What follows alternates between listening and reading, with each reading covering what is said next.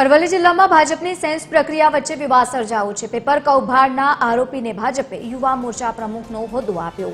આકાશ પટેલને ભાજપે યુવા મોરચા પ્રમુખનો હોદ્દો આપતા વિવાદ સર્જાઈ ગયો।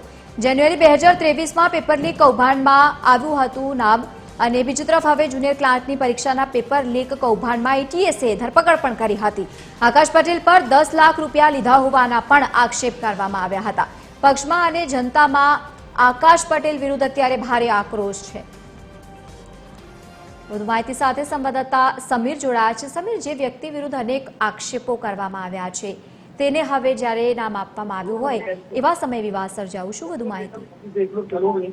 બિલકુલ લવલીન, વાત કરવામાં આવે તો અરવલ્લી જિલ્લામાં હાલ જે ભારતીય જનતા પાર્ટીની સેન્સ પ્રક્રિયા છે ને સેન્સ પ્રક્રિયાના વિવાદ વચ્ચે એક મોટો મુદ્દો સામે આવ્યો છે। બાયડ તાલુકાના ભાજપ યુવા મોરચાની થોડા દિવસ પહેલા નિમણૂક કરવામાં આવી હતી, જેમાં આકાશ પટેલનું પ્રમુખ તરીકે નામ મૂકવામાં આવ્યું હતું। આકાશ પટેલ પેપર લીક કૌભાંડનો આરોપી હોવાની જે માહિતી છે તે મળી રહી છે, જેને કારણે એક મોટો વિવાદ થયો છે। જાન્યુઆરી 2023માં જુનિયર ક્લાસની પરીક્ષામાં એટીએસે તેની ધરપકડ કરી હતી, ત્યારબાદ જામીન પર છુટકારો કર્યો હતો।